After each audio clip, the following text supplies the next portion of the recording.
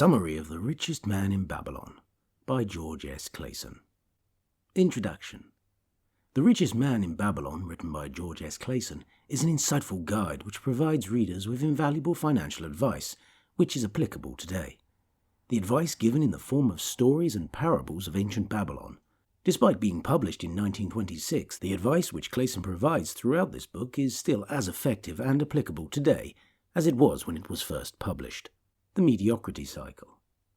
Clason begins the first part of the book exploring the story of two friends who were reflecting upon where they were in their lives. Despite working hard, these two friends still found themselves struggling just to get by, and bemoaning the fact that no matter how hard they seemed to work, it was never enough. They could never quite achieve a level where they could accumulate wealth and riches to show for their hard work.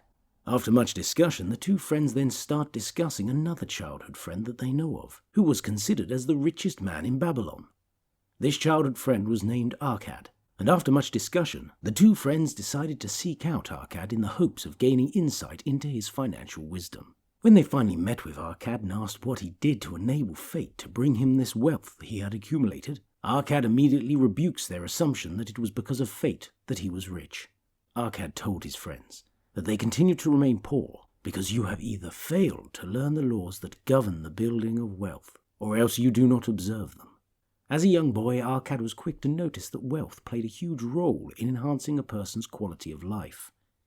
Anything was possible when you had wealth on your side, and it was from that moment that Arcad determined he would not live his life as a poor man. On a quest to make his desire for wealth a reality, Arcad dedicated his time and effort into studying how a person could accumulate wealth. He worked as a scribe in the beginning and spent many hours toiling over clay tablets writing down laws. One day he asked a particular client, who happened to be a moneylender, if he would be willing to teach him some of the secrets about money.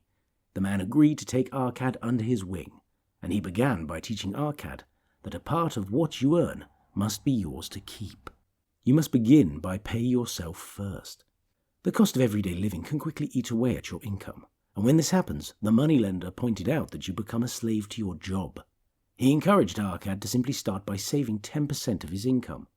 The money that he ends up saving will eventually become money that you can use to start investing, which is when your money starts working for you.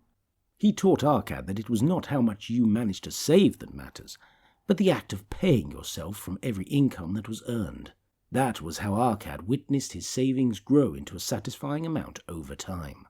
The moneylender in turn was pleased with what he observed, and he asked him to help manage part of his real estate. He would later go on to share his profits with Arcad. The moneylender's wise lesson to Arcad was not to save to a point that he was penny pinching, but to continue to enjoy life as long as his savings continued to grow steadily. In this book, readers are also encouraged to pay themselves first while they are working to pay off their debts. Arcad learned to live with less money when he steadily set aside 10% of his income, and he shared his story with his two friends in the hopes that they might learn from it too. The 7 Secrets of Wealth. King Sargon, in chapter 3 of this book, is worried that his city is getting poorer, and he seeks out Arcad to ask him for his advice. Arcad reveals to the king what the 7 secrets are to help increase wealth and cure a lean purse. Saving 10% of income was one of those secrets. The second secret was that a budget must be made, and it must be based on 9/10 of the income garnered, so as to control spending. The third secret was to take measures to ensure that your money started working for you. The fourth secret was to protect your wealth from loss. The fifth secret was to turn your home into an investment. The sixth secret was to ensure a future income. And the seventh secret was to increase earning potential. The subsequent and final chapters of the book reveal how these ancient Babylonian principles are still applicable today. Conclusion.